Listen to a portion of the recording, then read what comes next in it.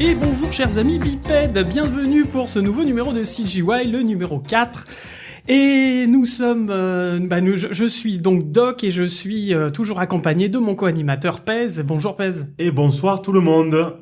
Avec toujours ce petit accent qui chante, c'est toujours fort agréable. On est dans le sud. On est dans le sud, exactement. Alors, pour ce nouveau numéro, alors avant d'entamer l'interview tant attendue par beaucoup, on va déjà faire quelques remerciements parce qu'on a eu, on a eu les audiences qui ont grimpé et là, on vous remercie beaucoup de faire passer le mot à vos collègues, à vos amis, etc. Ça fait plaisir. Ça fait toujours plaisir et continuez à répandre la bonne parole.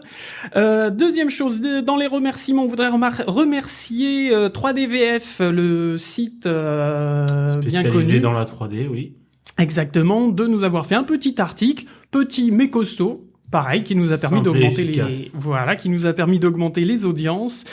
Et également, alors des remerciements particuliers à Marc-Antoine qui nous a contacté sur le mail de CGY, cgypodcast@gmail.com, pour nous signaler des liens morts. Eh ben oui, il y en avait. Donc du coup, il nous a fait toute une liste et on les a tous rétablis et maintenant tout va bien dans le meilleur des mondes de la 3D. Et merci Marc-Antoine pour ton écoute et tes retours. Alors, petit rappel avant d'entamer l'interview, on va faire, par rapport aux prochaines émissions, on va continuer des interviews, bien évidemment, de la chaîne de prod d'une prod 3D. Donc, on vous avez prévu normalement le surf texturing à ce moment-là pour cette émission numéro 4, mais on a eu un petit contretemps, mais on va rétablir tout ça, ce sera la prochaine. Il y aura donc ensuite le fur, le groom. Si ces mots vous sont inconnus, eh bien vous découvrirez tout ça. Les effets spéciaux. Les FX, l'animation bien évidemment. Je vous les donne un peu dans le désordre. Le compo, la prod, etc. Mais pour casser un petit peu le rythme des interviews, on va essayer de faire quelques petites autres émissions, histoire de désacraliser quelques termes techniques, quelques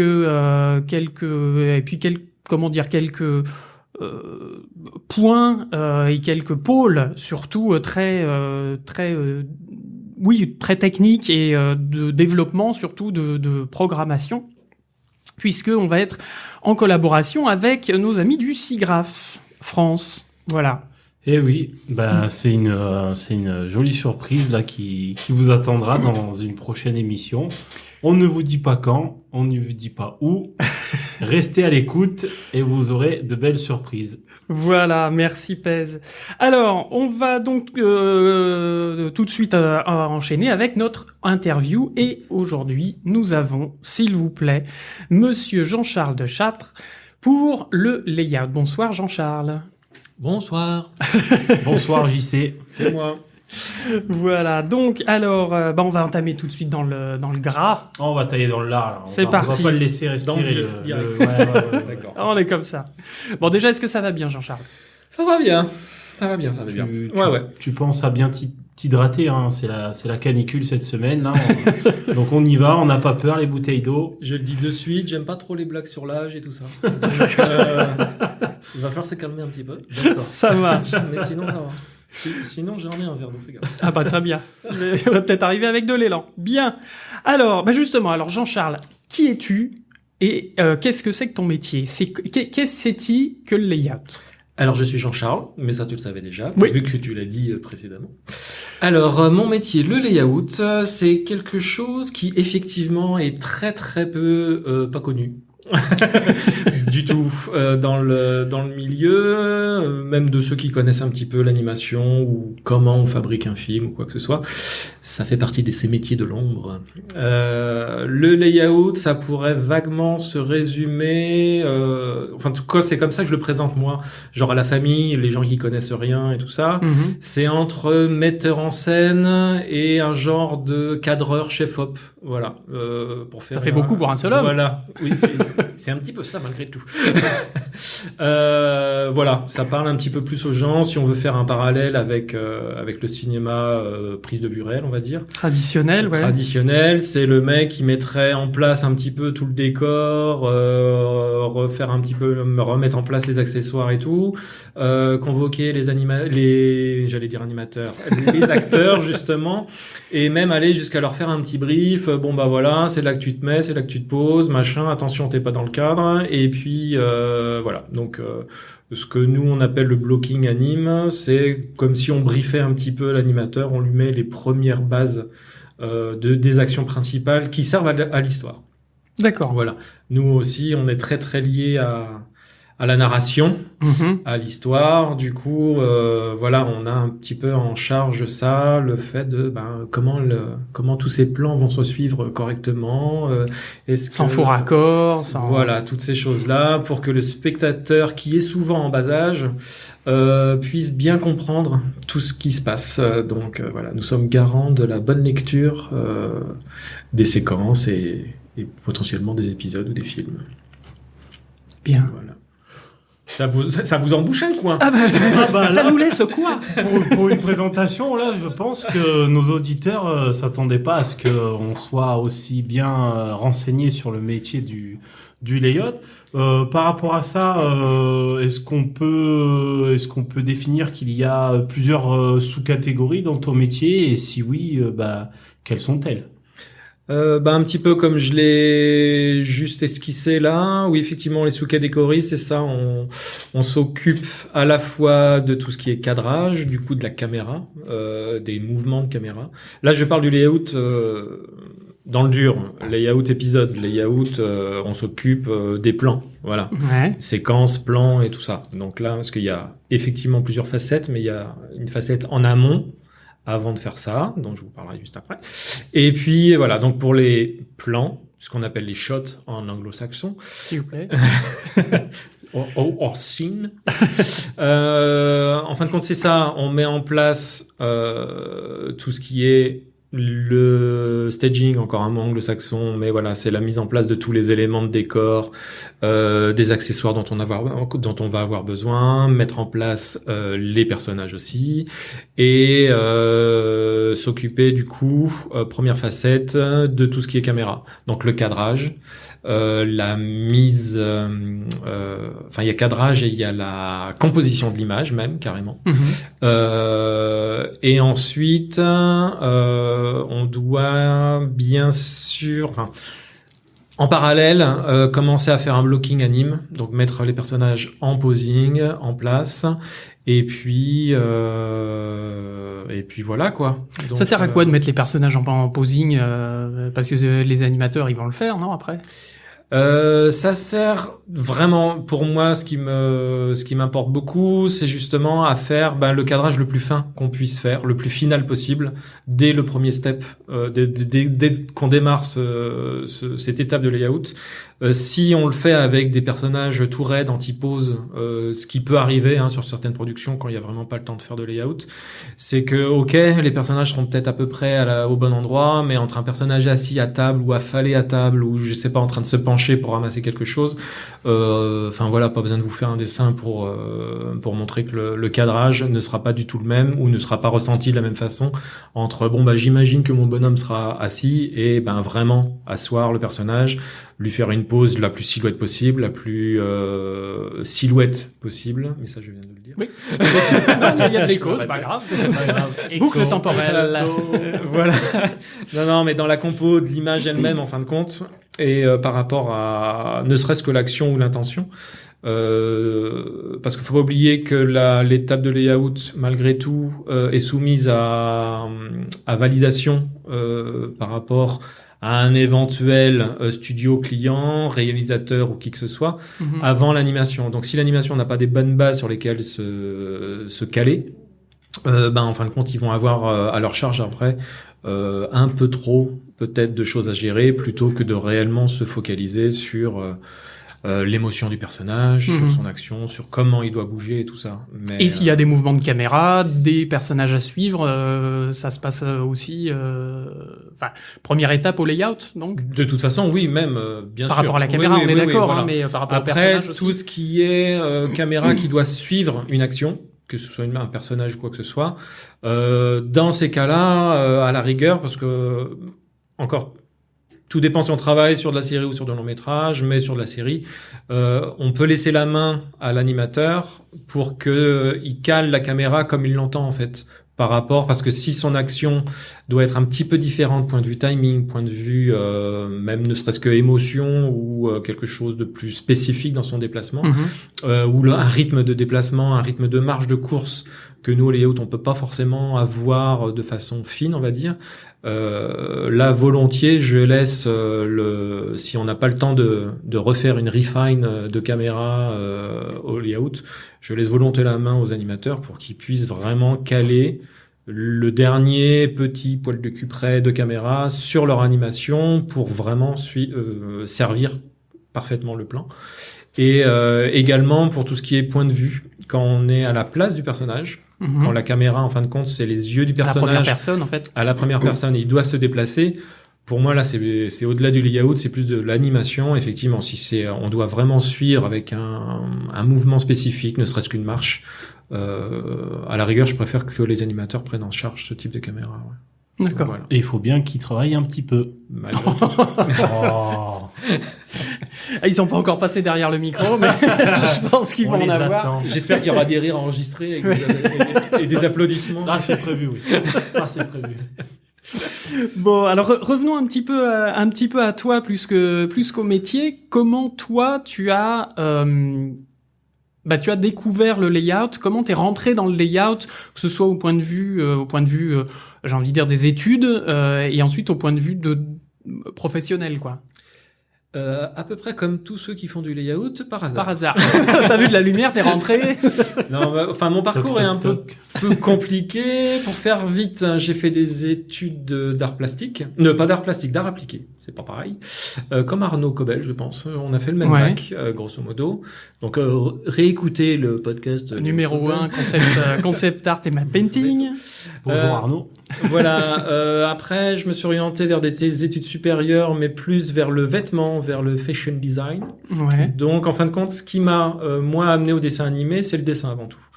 Donc, D'accord. j'ai commencé même le dessin animé, donc par hasard, bouche à oreille, tout ça. Je savais même pas, en fin de compte, qu'on faisait du dessin animé en France ou que ça pouvait être un métier. Donc, le bouche à oreille a fait que j'ai enquillé sur un stage de formation, layout, design, storyboard, animation, enfin généraliste Ouais. en gros, en dessin animé traditionnel 2D. D'accord. Donc c'est mes capacités en dessin qui m'ont fait rentrer dans ce milieu-là. Et D'accord. vu que dans cette formation un petit peu globale, il y avait cette étape de layout que je ne connaissais absolument pas. J'étais encore relativement jeune, j'avais des excuses. Et puis voilà, et j'ai quasiment commencé par ça, entre design, caractère et layout, qui ont étoffé ma carrière quasiment à 50%, 50-50, tant que j'étais en 2D. Le layout a toujours été une phase qui m'a tout de suite plu, ouais. Parce qu'on fait du décor, on fait du bonhomme, on fait de l'anime, on fait... Il n'y a des pas de cadres. caméra en 2D. Bah si tu fais un cadre avec un carton sur une feuille en papier. Voilà. Et de Mais toute façon, après, c'est shooté, c'est scanné, c'est tout ça. Donc, que ce soit le scan, que ce soit, grosso modo, ça reste quand même une caméra. Mais il faut l'imaginer, c'est vrai que même c'est un peu piégeux par rapport au langage. Mhm. C'est qu'en 2D, on parle de pan, on parle de machin, mais on parle de panneau panoramique, enfin, tu vois. Et quand tu arrives dans le milieu de la 3D, un pan, ce n'est pas un travelling. c'est autre compliqué. chose. Voilà. Donc, tout ce qui est caméra, 3D, pour le coup, effectivement, ça, on ne l'aborde pas de la même façon. On l'exprime différemment par des déformations, par pas mal de choses. Mais en général, oui, la narration est beaucoup plus linéaire, on va dire, Mhm. visuellement, hein, voilà, en 2D. Donc, mais c'est une très bonne école pour apprendre comment on silhouette les choses, les notions de perspective, toutes ces choses-là. Ouais, bien D'accord. sûr, ouais. Et le passage à la 3D, alors ça s'est fait comment, quand pareil, par hasard Non, là c'était une volonté plus, ne serait-ce que parce que le métier a changé. Enfin, le métier, les productions sont devenues de plus en plus en 3D, de plus en plus informatisées, enfin tout ça. Donc c'est une volonté de rester dans le métier, quoi, de pouvoir continuer à faire ce que pouvoir j'aime. évoluer, De aussi. pouvoir évoluer, voilà. De grosso modo, moi il y a la transition entre dessin et modelage. Enfin voilà, on passe en volume avec des caméras qui sont pas encore réelles, mais qui sont un petit peu plus proches de la réalité. Mhm. Et non, ouais, donc c'est une formation adulte de quelques mois dans une école spécialisée 3D. Où j'ai pas rencontré que de belles personnes, mais bon. Je ne vois pas de qui tu parles. T'étais mignon dans cette formation là. T'es arrivé avec ton papier, ton crayon. T'as montré que le clavier et la souris, ça devenait tes nouveaux outils.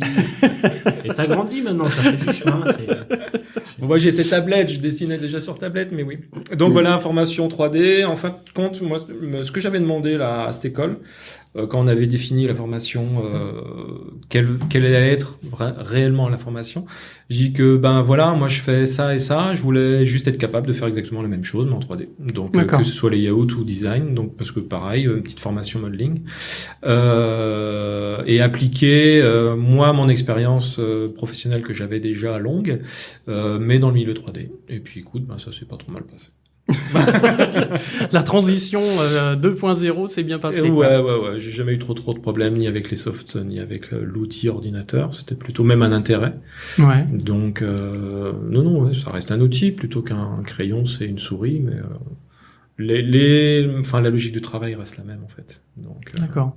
Et du coup, ouais, tu nous parlais alors de tout ton cursus en 2D et plus après le passage en 3D, avec toutes ces notions de dessin, design qu'on peut retrouver dans les métiers de 2D. Et là, maintenant, à l'heure d'aujourd'hui, toi, tu penses quelles compétences indispensables il faut avoir pour faire le métier de layouteur à l'heure d'aujourd'hui? Pour du layout,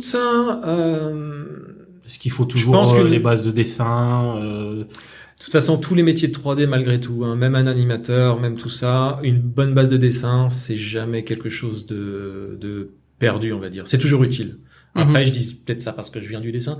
Mais de toute façon, moi, je l'ai vu d'ailleurs pendant la formation, les mecs en 3D qui étaient un peu paumés en disant « Oh, mais moi, la perspective, j'en ai pas besoin, c'est Maya qui le fait ». En général, c'est ceux qui avaient le plus de soucis de compréhension quand tu commençais. Encore une fois, c'est une anecdote, mais je trouve ça assez drôle. On devait mettre en place des éléments de décor, machin, et puis après poser une première caméra, et puis commencer à filmer. On devait retranscrire un shot qui était tiré d'un film, en fait. On devait le recopier, basiquement. Et j'en ai vu quand même qui commençaient à bouger le décor plutôt que de bouger la caméra, quoi. Donc, pour essayer de faire un cadrage un peu plus joli, ils commençaient à bouger un petit peu tous les éléments qu'il y avait autour. Je veux même pas savoir comment ils font des photos, parce que... Après, c'est ce principe-là. Est-ce qu'on peut bouger le Mont Blanc sur la gauche, s'il vous plaît? Donc, avoir déjà une première expérience, tu fais bien d'en parler, ou en photo, parce que ça nous plaît, ou même filmer un peu chez soi, ou dessiner, en fin de compte, oui, la logique de travail est là, la logique de cadrage, de notion de perspective. C'est pas parce que effectivement la perspective est déjà dans les softs. Comprendre du pourquoi, du comment, c'est quand même mieux parce que après on peut tout faire, on peut tout tricher. Donc si tu filmes en gros plan un mec, machin, mais bon, je trouve que le cadrage est un peu mieux, je vais l'enfoncer dans le sol, le mec. Bon, voilà. Et puis, on s'en fout, ça se verra pas. Sauf que malgré tout, si, avec un œil un peu averti, ou même, ne serait-ce que, ça va faire une image un peu bizarre, parce que, ok, ton cadrage, il sera un peu comme tu le voulais dans le storyboard, le gros plan sur la tronche du mec et tout. Sauf qu'il y a des éléments derrière, et ça te donne, même inconsciemment, plein d'indications sur la réalité de la vie, sur la perspective elle-même. Et, ça fait quelque chose qui marche pas. Tout bêtement. Parce que même un gamin, ça lui fera un peu bizarre. Alors, ok, c'est pas grave, c'est peut-être juste pour un plan, mais tout un épisode ou tout un film ou toutes tout est comme ça, où tout est triché, tout est un petit peu mal branlé, ça fait un film qui est difficile à lire, ça fait des images, enfin tu vois, de tous ces plans, tous ces cadrages un peu, ça fait quelque chose qui, voilà, c'est comme un arrière-goût dans la bouche. Ouais, Donc, ça peut casser la dynamique du film, quoi. Tout à fait, vraiment tout à fait. Ouais. Et, Oui, comme des bons cadrages, par contre, peuvent donner une autre dimension. Je pense à Spielberg, par exemple, pour E.T., qui avait filmé tout à la hauteur des enfants. Ça donnait quelque chose de c'est un très bon exemple. Totalement différent. Enfin, si t'es pas tant soit peu lisible et tu respectes pas les règles... Encore une fois, parce qu'en 3D, on peut tout tricher. C'est pas parce qu'on peut tout tricher et qu'on a un outil qui nous permet de faire n'importe quoi qu'il faut faire n'importe quoi. C'est pas parce qu'on a le droit qu'on peut le faire. C'est ça. C'est un petit peu ça. Je me souviens plus de la question, l'origine de la question, mais voilà. Je crois qu'on s'est un peu éloigné du sujet. Voilà. Non, c'était les compétences, en fait. Oui, voilà. Et puis le sens de l'observation, en fin de compte. Je crois qu'une des premières compétences, mais un peu innées malgré tout, c'est le sens de l'observation. C'est l'œil, c'est toujours être curieux, regarder les choses et tout ça, parce que ce soit en dessin ou après même sur les softs, il y a certaines personnes qui vont dessiner directement les choses claires, les choses avec, tu vois, tu comprends bien les niveaux, tu comprends bien la perspective, parce que ils ont assimilé plein de trucs, ils sont gavés d'images, de choses, ou même dans la vraie vie, ils regardent ce qui se passe. Alors comment tu fais pour exercer ton œil ? Il y a pas. Après, il y en a qui sont plus ou moins. Est-ce qu'il y a des méthodes ? Est-ce qu'il y a... Parce que tu dis que c'est inné, mais c'est un peu dégueulasse. Non, mais il y a une partie d'inné, il y a une partie de pratique. C'est comme tout, c'est comme le dessin, c'est comme tout en fait. Il y en a qui ont un peu des facilités, mais s'ils branlent rien, ça donne rien. Et il y en a des qui ont un petit peu moins de facilité, mais en travaillant, on arrive à quelque chose. C'est mieux les deux. Donc d'être déjà un petit peu avoir ce sens aiguisé. Après, c'est peut-être juste parce que l'éducation, parce que tout ça, ou je sais pas si c'est. Enfin voilà. Si t'as cette facilité-là, pardon, j'espère que ce sera coupé. Je vous en prie. Le travailler, bien sûr, le travailler. Et donc, le dessin, c'est facile, c'est de travailler avec un carnet à dessin. On a tous des appareils photo maintenant dans les téléphones. C'est se faire plaisir en faisant de la photo, essayer de. Et puis après voilà, enfin tu t'essayes de te mettre un joli avant-plan, de placer ta ligne d'horizon comme ci parce que voilà, et puis de dire à la personne non mais toi de profil comme ça on verra bien ce qui se passe ou pas, enfin on verra mieux ton nez. C'est un petit peu tout ça, c'est voilà, donc compétence c'est ça, c'est quand même travailler son œil, et puis après grosse compétence de savoir travailler avec les autres départements et de compréhension et de partage et de tout ça. Ça paraît con à dire avec ces termes-là. C'est-à-dire compréhension des autres départements. On est un département qui est vraiment au centre de pas mal d'autres, en fait. On doit travailler avec les modeleurs environnement, les modeleurs perso, enfin personnage. On doit travailler avec, malgré tout aussi avec le rig qui s'occupe de tout ça, parce on commence à essuyer les plâtres sur les besoins spécifiques d'animation, en fin de compte. On doit travailler aussi avec les animateurs, même si c'est pas tout le temps facile. Les pauvres, vous voyez, je vous le dis. On est d'accord. Les pauvres, ils vont plus C'est un écouter. gimmick assez récurrent. Avec les lighters aussi, parce qu'ils ont des soucis spécifiques, machin, parce qu'on fait le staging des environnements, et puis voilà. Oui, justement, si on enfonce un perso trop dans le sol, du coup, les rebonds de lumière, etc. Exactement, ça va faire plein de problèmes. Si on triche trop, ça va leur faire causer plein de soucis, et ils vont venir pleurer. Parce que les lighters sont aussi des princesses. Non, ce sera oui, coupé. monsieur. Oui, monsieur. Nous assumons.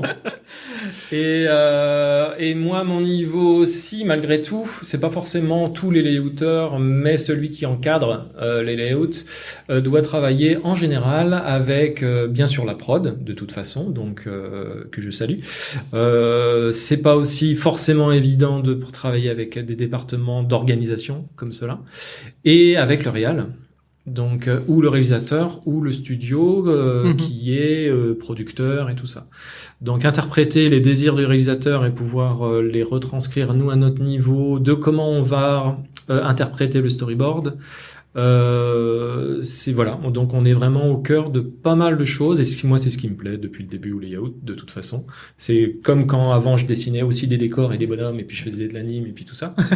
Là en 3D, t'es vraiment au cœur de plein de choses quoi. Donc c'est très très motivant tout ça. Ouais. Si D'accord. tu t'entends bien avec à peu près tout le monde. Donc Oui, alors ça c'est fait une histoire d'affinité. Ça fait partie des talents qu'il faut avoir, c'est ça. C'est quand même être capable de bosser avec pas mal de monde et de comprendre leurs besoins et de faire passer toi les besoins des autres départements à quelqu'un d'autre aussi quoi. Enfin voilà. Alors du coup, tu nous parles de rapport avec le réalisateur, parce que bon, le layout arrive quand même en début de chaîne de production.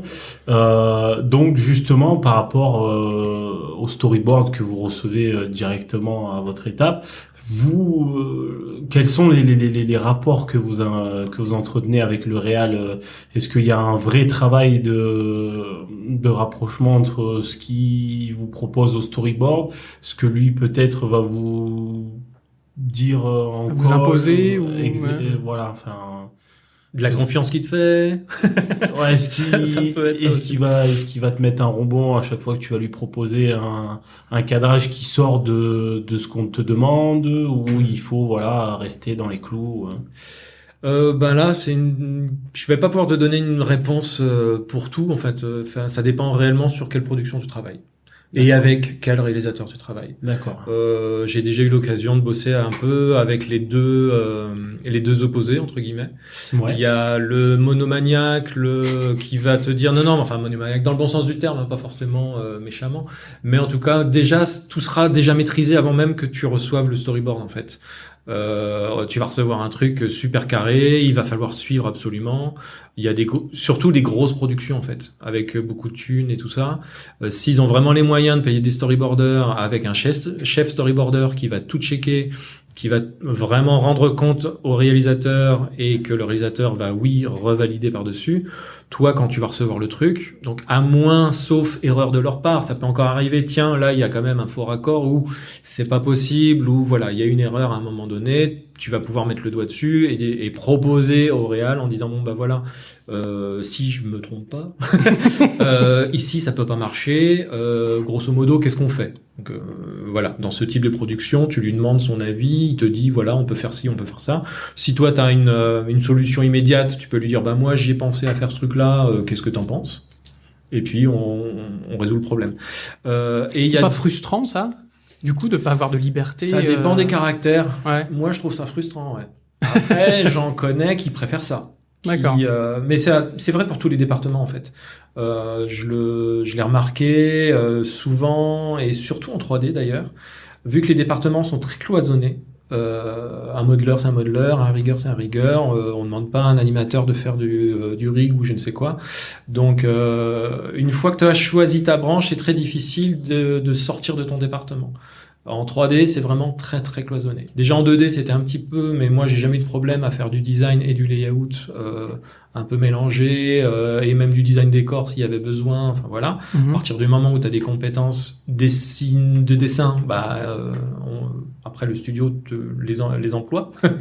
En 3D, c'est très très délicat de dire ah bah ouais, mais je fais du light, mais j'aime bien faire du comp. Du coup, est-ce que je peux faire aussi ça un petit peu en même temps? C'est moins simple. C'est D'accord. beaucoup moins simple. Du coup, frustrant. Attends, qu'est-ce que c'était? Oui, c'était ça. Ça digresse. Et donc après, voilà, il y a ce type de production-là où, oui, ça dépend des caractères. Des caractères, voilà. Des gens. Il y en a, je l'ai encore vécu il y a pas très longtemps avec mon équipe, qui préfèrent que ce soit carré. D'accord. Ils sont là pour se focaliser sur une tâche spécifique, que ce soit du modeling, ils veulent compter les edges et puis modeling, machin, et puis vraiment suivre un design parce que ça les fait kiffer de vraiment faire ça propre, beau, que ça fonctionne et tout. Si on leur demande d'interpréter le truc, dire bah voilà, je t'ai fait juste un croquis et puis à toi de la liberté de designer le truc. Il y en a certains qui aiment pas du tout. Je suis pas un designer, je suis pas là pour ça. Moi, enfin voilà. Au layout, c'est un petit peu pareil. Il y en a certains, ils veulent se concentrer sur la caméra, sur affiner le truc, c'est poser les choses proprement, c'est faire son blocking, mais en suivant des directives vraiment carrées. Surtout par rapport au focal. Enfin, tu vois, des fois, T'as certaines productions où tu as une bible de layout avec tel type de cadrage, t'as telle focale. Pour les mouvements caméra, on ne fait que ce type de caméra, Enfin voilà, c'est listé, on doit aller piocher dedans et on doit appliquer des règles, pas mathématiques mais limite, à une situation. Donc il y en a, ils adorent ça. Ils ont des belles barrières, ils ont un truc, des rails à suivre et ils peuvent se concentrer sur comment on peut affiner ça, enfin voilà. Et puis il y en a d'autres dont je fais un peu partie où moi je trouve que c'est assez kiffant quand même. On te dit voilà, on sait pas du tout comment on va faire. On voudrait un peu un truc comme ça. Voilà, du coup, qu'est-ce que t'en penses de comment on pourrait faire pour que ça marche? Et moi, c'est une partie que j'aime bien. C'est une partie, plus t'es en amont, enfin moi, plus je suis en amont sur une production où on doit définir ensemble avec le réal, ou même des fois c'est pas un réal qui a un projet mais qui sait pas trop comment faire, ou c'est sa première réal. Enfin, tu vois, ça peut. Donc l'accompagner sur certains choix et quand il te fait confiance, c'est quand même pas mal. Ouais, ça peut être pas mal. D'accord. Là, la production actuelle, c'est ça. Le réal, il est vraiment carré, super pointu et tout. Par contre, il est tout seul. Il n'a pas un chef de board. Il n'a pas de chef animateur sur place, lui, qui va tout checker. Il n'a pas un chef layout qui va tout checker non plus. Il check tout lui-même. Les storyboards, il les a. Nous, on les a avant que lui les voit quasiment. Quand il les regarde, on les débriefe ensemble. On se fait des calls pour voir un peu tout ça. Et il y a une vraie discussion, il y a un vrai échange, et c'est quand même assez. Enfin, nous on apprend, lui il nous fait confiance sur certains trucs. Si t'as pas une équipe de bras cassés, ils font aussi des propositions, et c'est très sympa. Enfin voilà. Il y a un côté créatif en fait. Ouais. Du coup. Vrai côté créatif, et puis il y a parce que pour un même plan, il peut y avoir des tonnes de solutions différentes pour comment faire passer telle émotion, enfin tu vois, comment est-ce que le gamin qui est devant sa télé va tout de suite comprendre que là, en fin de compte, c'est un moment ou triste, ou calme, ou joyeux, ou parce qu'on peut jouer avec l'ouverture du décor derrière. Il suffit de changer de focale et puis tu peux te sentir très enfermé dans une pièce, ou alors quand même respirer. Il y a de la distance entre les personnages, enfin tous ces trucs là. Donc suivant comment tu fais, tu mets autre chose, quoi. Tu mets une autre intention dans ton shot, ouais.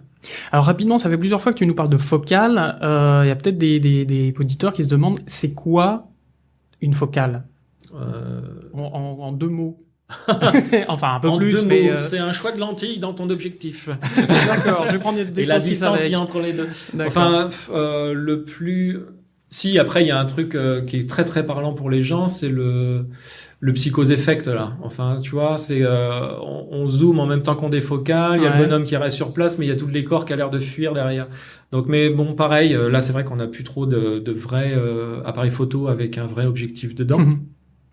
Mais c'est ça en fin de compte, c'est que sans bouger ta caméra, suivant comment le mot grossier pour dire ça, tu peux zoomer. Donc là, tu bouges pas ta caméra, c'est vraiment, tu tournes ton objectif, tu zoomes, et plus tu réduis ta focale, plus c'est ce qu'on appelle les grands angles. Et tu as ton décor qui s'ouvre, qui fuit un peu sur les côtés, qui commence à s'éloigner un peu de tout le monde. Les personnages ont l'air de limite, si tu vas trop loin, c'est la GoPro. Voilà, ça c'est une focale ultra courte. Et puis sinon, avec un téléobjectif, en fin de compte, paf, ça t'écrase tout. T'as un truc qui est de plus en plus, c'est très difficile à expliquer, mais avec le même cadrage, tu vois exactement les mêmes choses dedans. Tu découvriras pas plus d'images, mais plus tu augmentes. Plus tu augmentes ta focale, t'as tout le fond qui se rapproche de toi, et ça aplatit l'image. Ça aplatit. Il y a un côté un peu théâtral entre guillemets, comme si tout était découpé et ça t'aplatit complètement l'image. D'accord. Donc voilà, c'est des réglages de lentilles, grosso modo, mais qui te donnent des impressions complètement différentes, sans même bouger ta caméra. Ouais. Alors tu nous parles de focale, donc. C'est vrai. Je viens d'expliquer ce que. Et tu l'as parfaitement. Tu dormais. Je m'attendais pas à ça non plus. Une focale, là, je vais me coucher moins bête ce soir. Je fais de la 3D, je savais pas ce que c'était une focale. Je suis ravi. Donc on découvre que la focale fait partie des principaux outils que vous utilisez au layout. Quels sont les autres outils que vous utilisez dans ton métier? et pourquoi, avec, si possible, leurs avantages, leurs inconvénients. En fait, les outils, l'outil de base malgré tout, c'est un soft, c'est un logiciel. Donc c'est le logiciel.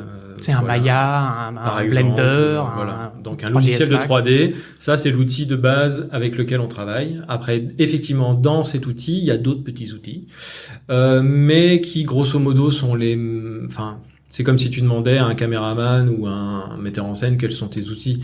Après, tu utilises les décors que tu as, les personnages que tu as. Donc, dans la vraie vie, ce serait tel plateau de tournage avec tel acteur. Et tu as tes caméras. Donc, vraiment, basiquement, c'est ça. Les outils de layout, c'est juste ça. Après, ouais, parce que là, pour les mises en place, pour le staging, pour l'autre facette du layout dont je vous ai pas parlé, c'est tout ce qui est préparation des environnements, les préparations des plateaux de tournage. Il y a une partie de set dressing qui peut être mise aussi pour nous. Mais ça reste pareil. C'est le logiciel et puis c'est des outils de, je déplace tel objet à tel endroit. Enfin, c'est vraiment très très basique.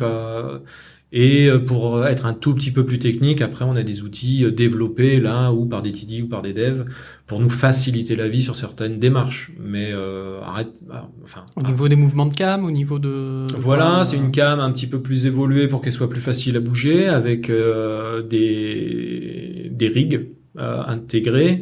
Voilà, mais souvent c'est quand même juste des outils de publication, de comment tu vas transférer ton travail pour les départements suivants. On a des outils qui nous facilitent la vie. Comment sélectionner ça plus facilement. Déjà, grosso modo, c'est un petit peu les mêmes outils que pour les animateurs. Mais c'est de la sauce interne. C'est des fonctionnalités dans un logiciel. D'accord. Voilà. Et alors, set dressing, tu nous parles de set dressing. C'est quoi? C'est la création de décors, mais c'est pas fait par le modeling, ça? Après, ça participe à la création de décors. C'est pas du modeling. Il y a certaines choses, là c'est compliqué parce que le set dressing en fait c'est mettre en place un petit peu dans un décor, un environnement, les choses qui seront susceptibles d'être animées. Normalement ça devrait être ça.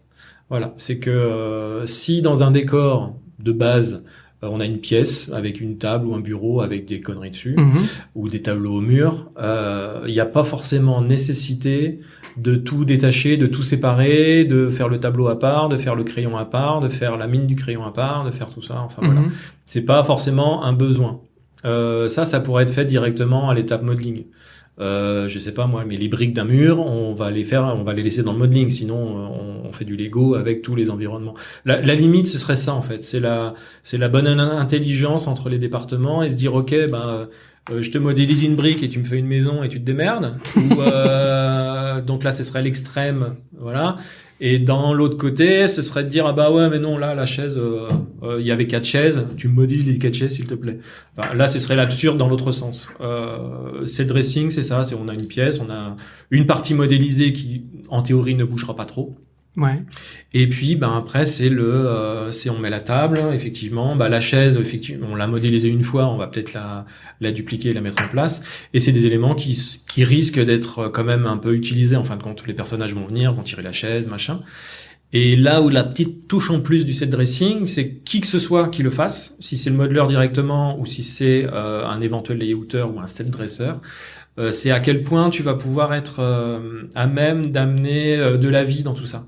D'amener l'intelligence de quand je pose un magazine chez moi dans la vraie vie sur ma table de salon, il n'est pas forcément bien parallèle au bord et tout ça. Donc après c'est des défauts qu'on peut avoir que ce soit en modeling ou en layout après, si on prend l'objet puis on essaye de le placer le plus mieux possible, comme un peu dans les magazines, sauf que même dans les magazines, des fois en fin de compte, ton bouquin il est en vrac sur la table, il y a des chaussons qui traînent par terre, il y a je sais pas moi, mais voilà, c'est Illusion of Life comme dirait le bouquin, c'est ramener tout ça. Et en dessin c'est exactement pareil. Enfin moi je l'ai vécu plein de fois. À vouloir faire trop parfait, trop machin, trop propre, on n'y croit pas du tout. On est là, on a l'impression que c'est un décor, mais dans le sens... j'ai fait des guillemets, pour ceux qui n'ont pas l'image. Grand guillemets. Voilà. Donc après. Oui, c'est une image de catalogue.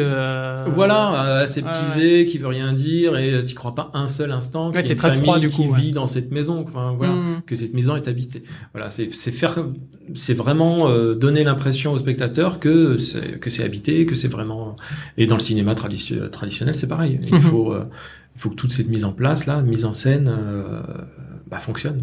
Comme on va faire de l'usure sur une Oui, modélisation. Par exemple, sur, ouais. Ok. Ouais. Et pas se tromper, quand tu fais un film du passé, c'est pas pour ça qu'il fait. C'est une anecdote, mais j'ai vraiment bossé là-dessus. C'était un projet de film. Et les surfaceurs avaient fait on devait faire un calendrier. Ça se passait dans les années 50, course de voitures, machin. Même plus vieux que ça, années 30, je crois.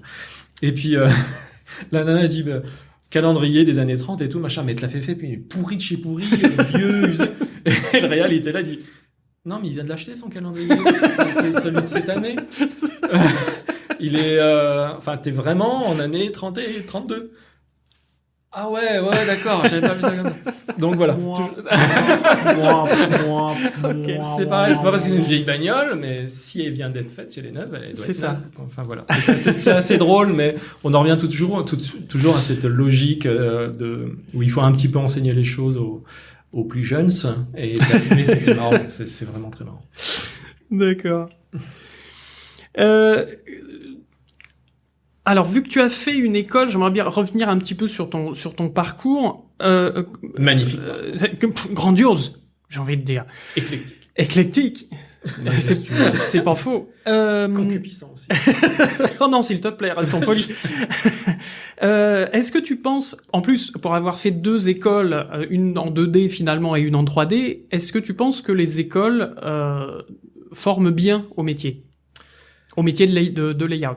De layout. C'est une question piège. Merci de l'avoir posée. Non, je vais te dire non direct. Après moi, l'école 2D, de toute façon, c'était pas du layout, c'était art appliqué général. Après, c'était toutes les écoles vraiment 2D, c'était autre chose. Donc de la mode et de l'art appliqué, ça avait rien à voir. Ouais. Après, quand j'ai fait ma formation dans un studio en 2D qui était spécial, exprès pour layout, storyboard, animation. Oui, on a eu du layout. Là, on était bien spécifiquement, mais ils avaient besoin des mecs 3 mois après, donc ils se sont appliqués. Donc là, oui. Après une école 2D animation, je sais pas si ça existe encore réellement. Et encore une fois, c'était pas dans une école, c'était dans un studio. Je te répondrai tout de go, non, pas du tout. Voilà. Je l'ai encore vu là, fait l'expérience à Annecy. J'étais sur le stand du studio pour lequel je travaille actuellement, que je ne sais, on n'a pas le droit de dire la marque. Dwarf Animation. Il y avait sur tout le festival d'Annecy, dans les postulants sortant de l'école qui venaient, bonjour monsieur, je viens de finir mon année, je voudrais travailler s'il vous plaît. Pas un seul layouter. Pas un seul. Un mec, je lui ai expliqué ce que c'était, mais ils savent même pas ce que c'est en fait. Mais c'est incroyable. Enfin... Je suis très désappointé. Mais ils savent même pas ce que c'est. Pour eux, le layout, c'est oui, on prend le storyboard et puis on met vite fait la caméra et les personnages en place. Oh mon Dieu. Non, mais c'est ça, sans forcément se poser les vraies questions de narration, de tout ça, enfin de par rapport à la séquence, par rapport au propos de pourquoi il existe ce shot, qu'est-ce qu'il doit raconter, quelle est l'utilité de cette chose. Ça, ils se posent pas la question, non. Pour eux, c'est déjà, si c'est pas déjà tout bétonné au storyboard, voilà. Ouais. Pour eux, grosso modo, c'est une décalque du storyboard. Et quand on leur explique un petit peu des tenants et des aboutissants et de tout ce qu'on pourrait faire et vraiment du langage caméra et tout ça, ils en avaient même pas idée, ouais. Même pas Et leurs profs, ils doivent pas, à part prof d'anime et prof de modeling, light peut-être, je sais pas trop ce qu'ils ont comme prof, quoi. C'était que ça, de toute façon, sur le stand, c'était, alors, je ne veux plus entendre mes amis modeleurs, que ce soit à l'environnement ou au caractère, dire qu'il n'y a pas de modeleurs sur le marché, c'est pas vrai. Donc, il y en avait beaucoup, ouais. Voilà, non, mais c'est ça. Après, c'était peut-être vrai il y a quelques temps, mais là, modeling, que ce soit environnement, caractère, il y en a plein. Lighter, il y en a plein. Layout, ils savent même pas ce que c'est. Donc, voilà, quoi. Là, excusez-moi l'expression, ça me trouve le cul. Oh, dites donc. Qu'on ait aussi peu de jeunes qui sortent d'école qui connaissent le layout, ou ne serait-ce qu'ils en auraient entendu parler, savoir ce que c'est. Enfin, ça arrive en début de production. Alors, moi, j'ai une question, même si je m'attends déjà un petit peu à la réponse. Pourquoi le layout est aussi déprécié? Pourquoi il attire peu? De ce que tu nous expliques, il y a quand même un manque réel d'informations dans les écoles. Mais est-ce que à côté, il y a aussi un côté, ouais, c'est pas clinquant, quoi. C'est par rapport au métier d'animateur qui est plus mis sur le devant de la scène. Exactement. Mis sur les projecteurs, bien sûr. Ouais. Un petit peu tout ça, effectivement. La réponse est un peu contenue dans la question. Déprécié, je sais pas. Après, c'est surtout méconnu, effectivement. Déjà, si les écoles ne présentent pas correctement ce métier-là, en montrant l'importance que ça peut avoir et en expliquant la réelle utilité et puis l'intérêt. Enfin, moi, tous ceux que j'ai eus dans mes équipes, la plupart, les plus malins, c'est parce que plus tard, ils ont éventuellement des envies de faire réal ou des choses comme ça, tu vois. Et ils ont compris que le layout, c'est le dernier step en 3D où tu maîtrises encore la narration de ton épisode, de ta séquence, de tout ça, où tu te poses encore ces questions-là, où tu te poses des questions par rapport à tel cadrage ou à mes raccords avec les persos. C'est un peu la fin de l'écriture, quoi. C'est l'affinement de tout ça. Le storyboard, ils ont pas le temps un storyboard idéal. Oui, après un storyboard idéal, on pourrait éventuellement se passer de layout, mais même les storyboarders n'ont pas le temps. Enfin, et puis c'est pas leur propos. Enfin, le parfait cadrage, le parfait, j'allais dire encore en anglais, relation size, le bon ratio de taille par rapport au personnage, du coup, les cadrages sont tout pourris parce que c'est le syndrome Astérix Obélix. Les storyboarders, au bout d'un moment, ils les dessinent un petit peu de la même taille, quoi, parce que point de vue cadrage, ça les arrange. Enfin, ça devient naturel. Quand t'as Astérix Obélix en 3D et que tu peux pas les scaler parce que t'as pas le droit de toute façon, puis sinon ça fait péter le rig ou les cheveux, voilà, on peut pas tout tricher et donc il faut réinterpréter Astérix Obélix. On va pas non plus à chaque fois mettre Astérix sur une chaise ou Obélix enfoncé dans le sol parce que pareil, ça fait des trucs moches à l'écran et ça fait des trucs improbables. Donc il faut repenser les cadrages, repenser tout ça. Le storyboard peut être un très bon indicateur pour pas mal de choses, mais avant tout, c'est le découpage des plans, quoi. Des plans, oui, comment des actions en quel on découpe, en combien de séquences on découpe ça, et en combien de plans chaque séquence sera découpée. Voilà, on met un plan establishing shot, je trouve pas le terme en français. Plan général. Voilà, un plan général. Après, on refocus dessus, on fait un cadrage plus ou moins, ou à l'américaine, ou un gros plan, ou plus ou moins un close-up. Enfin voilà, et ça doit être défini au layout après. Donc voilà, les écoles, je pense parce qu'ils n'ont pas les profs pour ça, ils ont des profs pour le devant de la scène, où ils ont l'impression certainement que c'est ce qui parle le plus aux gamins. Animateur, le light de plus en plus, même si avant c'était un petit peu, enfin pas tant que ça, j'ai pas l'impression. Et modeling caractère, effectivement, ils veulent faire des bonhommes. Donc c'est les choses les plus parlantes. C'est vrai que rig en général c'est comme c'est ce que nous disait Guillaume à la dernière émission, quoi, ou podologue. tu fais pas par vocation au début. Enfin, tu trouves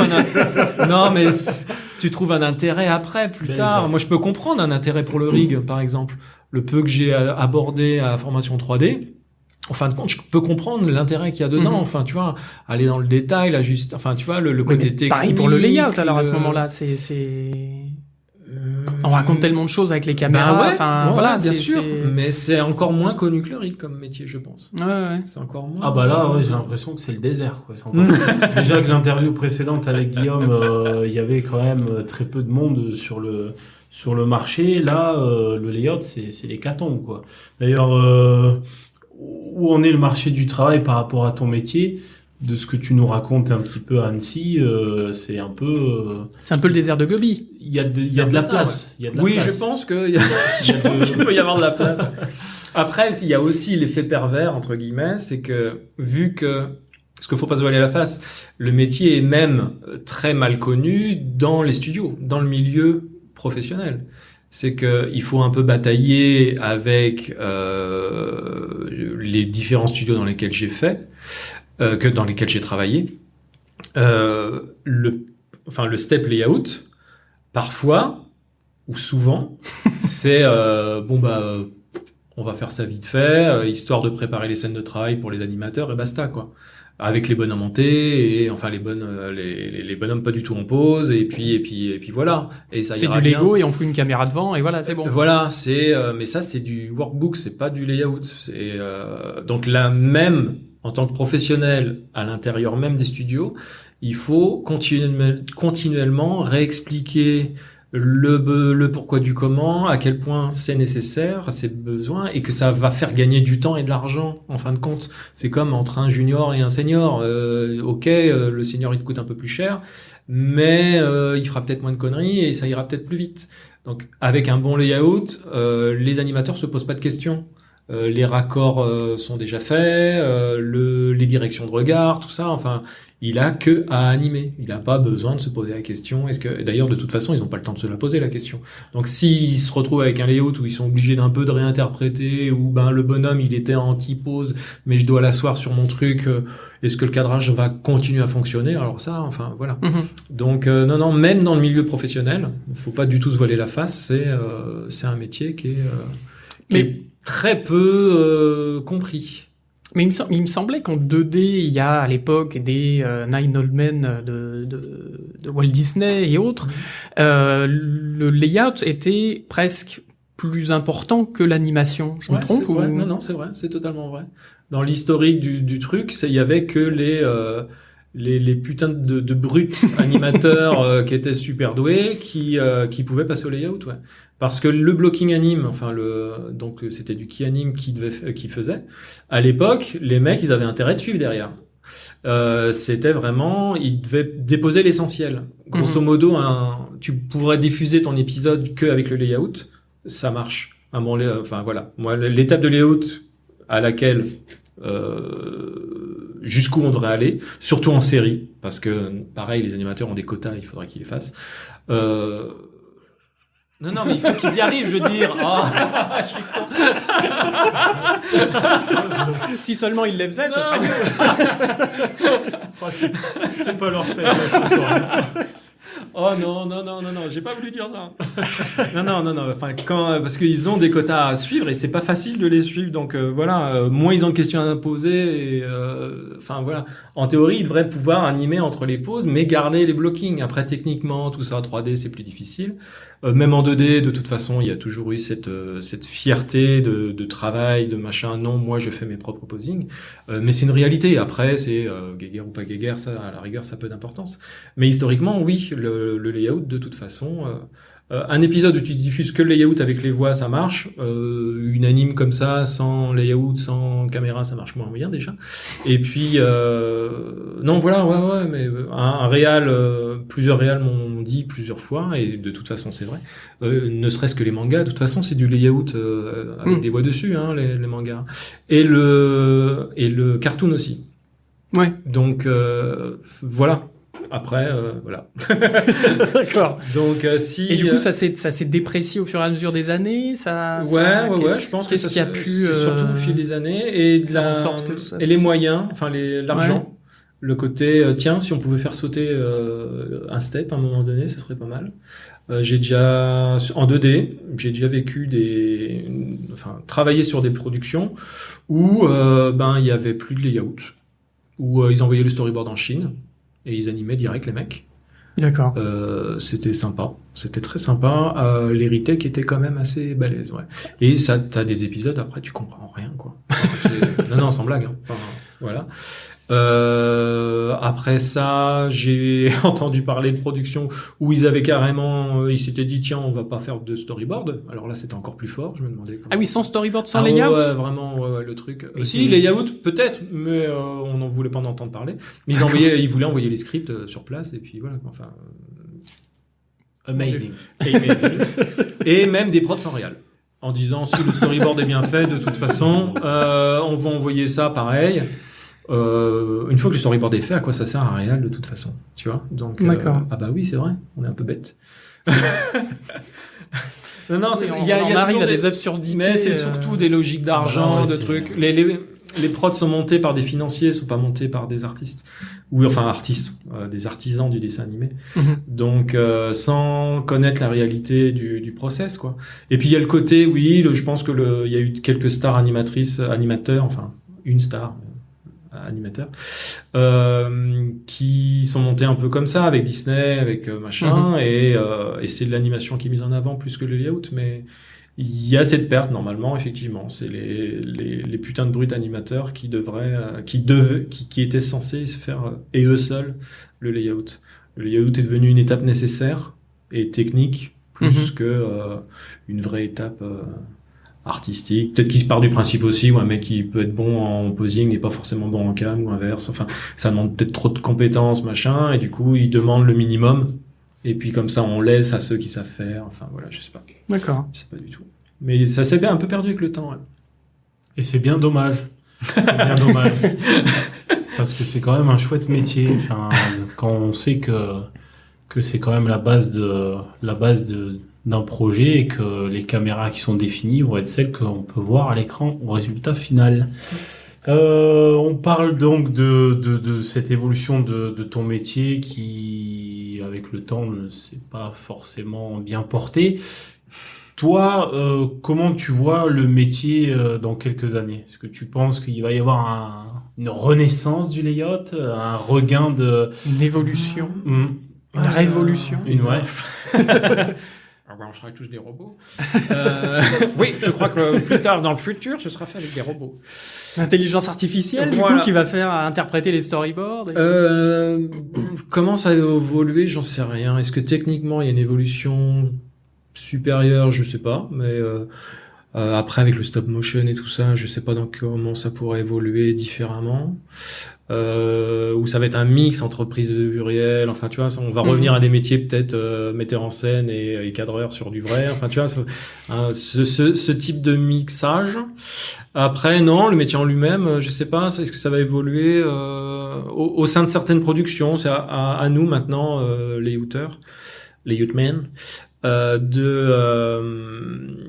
de continuer à montrer l'importance de ce métier en fait. C'est ça, c'est le vrai point, je pense. Redorer le blason du layout, un petit peu, parce que les prods à petit budget, où en fin de compte le layout c'est encore une fois qu'une étape où on met une caméra et 3 bonhommes au milieu, et puis après c'est l'animateur talentueux qui fait son truc. C'est pas forcément... Enfin voilà, il faut prouver que c'est pas suffisant. Il faut montrer... avec les prods sur lesquels on réussit à négocier une vraie position de layout et que le layout est suivi, voilà, prouver la réelle utilité de ça et ne pas se laisser submerger ou éliminer entre guillemets par des soucis d'argent qui sont souvent en plus faux, c'est un peu trompeur. Donc en fait, t'es en train de nous dire que le layout est en partie synonyme de qualité finale. Bah pour moi oui, après c'est mon métier donc je vais pas dire le contraire. De toute façon, c'est gratter l'oreille. Je ne sers à rien. Voilà, mais j'en reviens à ça, le discours des 2-3 réals avec qui j'ai discuté et qui sont conscients de ça, c'est que un très bon layout, tu peux l'exposer, tu peux le diffuser. Un layout tout pourri avec une animation fabuleuse ou même un lighting fabuleux ou quoi que ce soit. Après c'est que enfin voilà, voilà, un truc bien monté, j'allais dire, avec un bon layout, bien cadré, clair, machin, même s'il y a très peu d'anime, que du blocking, sans light, sans rien, l'histoire, elle sera là. Ça peut passer quand même. L'histoire sera comprise. Parce qu'une belle, quand on dit c'est l'écriture, oui, mais encore faut-il le filmer à peu près bien pour que les gens la comprennent. L'histoire la plus superbe possible, si c'est filmé avec les pieds, tu vas pas donner grand chose. C'est la différence entre un Spielberg et un Besson. J'ai rien entendu, moi. Non, mais voilà, enfin voilà, il y a la réalisation, c'est très proche de la réalisation et tout ça, et vraiment en animation, on peut diffuser un très bon layout, une anime avec 100 layout, on pourra jamais la diffuser, ou un super light, un super rendu. Si ça veut rien dire parce que c'est pas compréhensible, bah t'auras quand même un truc pas compréhensible à la fin. Ouais. Je reviens au manga et au cartoon américain, le vrai cartoon, Tom et Tex Avery et compagnie. Il Il y a quasiment pas d'anime. C'était de l'économie. Donc oui, tu vois, économiquement parlant, vraiment parlant, si on s'arrête à ce step-là, on gagne des sous. Si on le bâcle et on essaye de rattraper avec des belles explosions, Les autres steps. du beau lighting ou d'une animation redondante et gonflante, non. Enfin, c'est comme un acteur qui surjoue. Enfin, ça sert à rien. Donc si c'est mal filmé, quoi. C'est tout. Alors, on avait eu une question justement quand on avait parlé des sujets qu'on allait aborder. On a eu un mail qui nous a demandé est-ce que vous pouvez nous expliquer ce que c'est que parce qu'il avait entendu ces termes-là, mais il savait pas trop ce que ça voulait dire. Rough layout, final layout, prévise, etc. Est-ce que c'est la même chose? Est-ce que c'est quoi? Ouh, alors ça dépend des studios, Ouais. ça dépend des productions, ça dépend des gens. D'accord, merci, au revoir. Non, mais c'est le problème avec les anglicismes et tout ça, c'est que on a pour un même mot, des fois, on veut pas vraiment dire la même chose. Prévise dans le sens général, c'est là où effectivement on prévisualise à peu près tout. Donc une vraie prévise, c'est effectivement sur une séquence entière, par exemple, on va prévisualiser cette séquence, mais ça peut être à tout niveau. Donc on teste les caméras, mais dans un environnement, on peut déjà commencer à tester de l'anime, on peut tester pourquoi pas des effets spéciaux, tout ça. Donc après il y a différentes étapes. Donc on commence par éventuellement que des cubes qu'on déplace. Enfin voilà, on fait ça, c'est avant même le rough layout. C'est une prévise dans le sens noble du terme, c'est sur une séquence entière, c'est quelque chose qui est ou même un film ou un petit bout où il peut y Tester avoir une cohérence d'action. voilà, c'est du choses test, comme ça. c'est de la prévisualisation, tout bêtement, de plein de choses, de plein d'étapes. Ça peut être que juste 3 shots, ça peut être même pour un projet.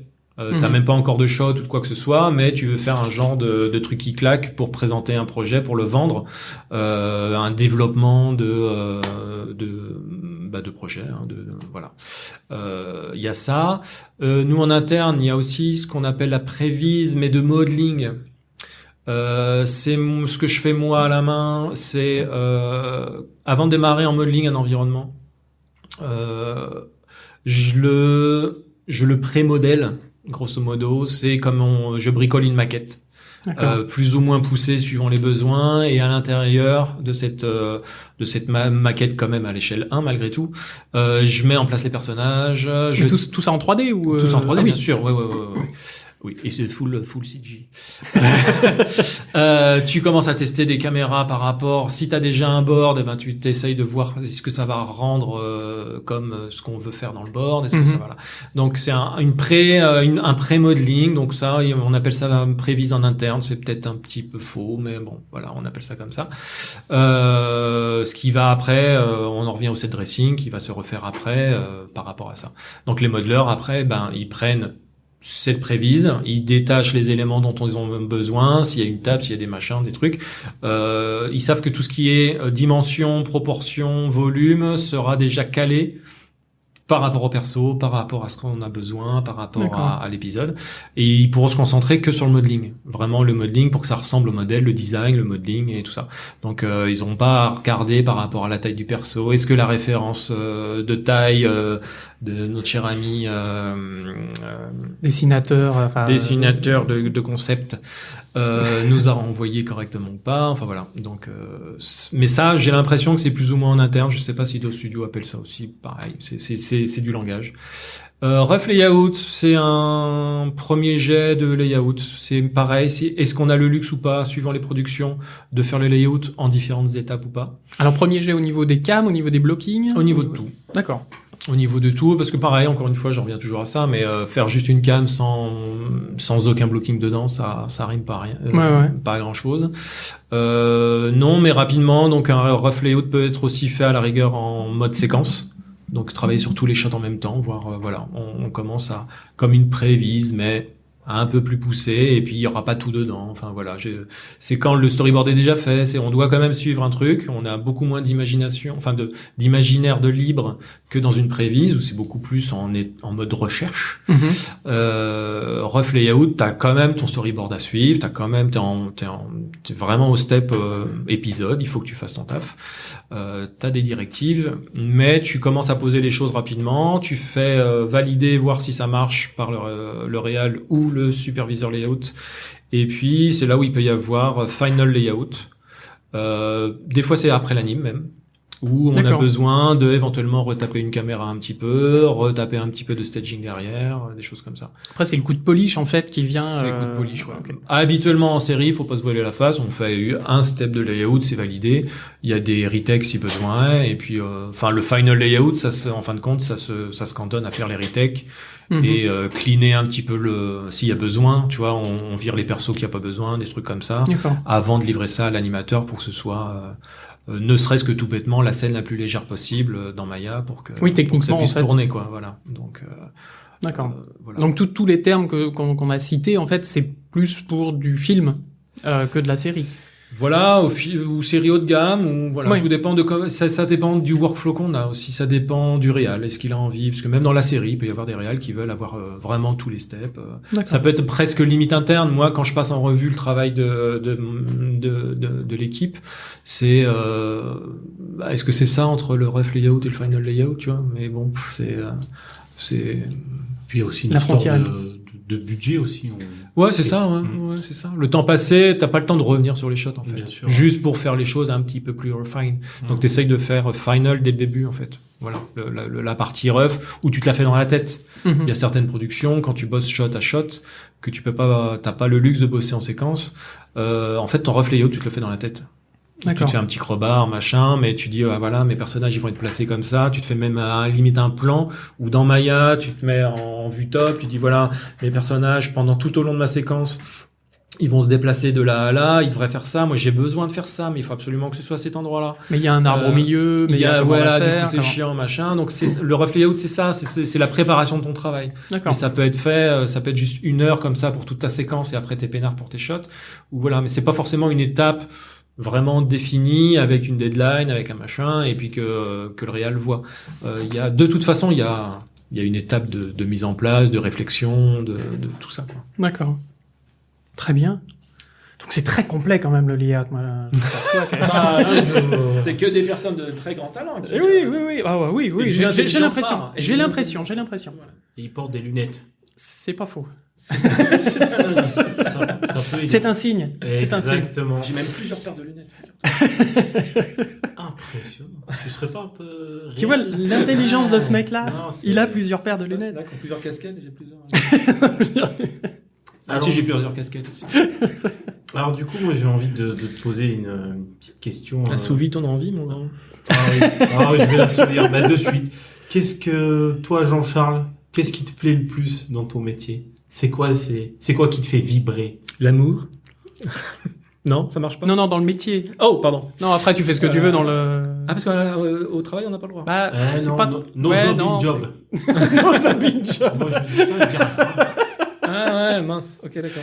Donc, attends, je passe de coup de téléphone. Ce qui me plaît le plus, c'est justement la diversité d'un peu de tout ça, quoi. C'est le bel éventail de différentes fonctions qu'on peut avoir. Ouais. Moi, c'est ça qui me plaît le plus.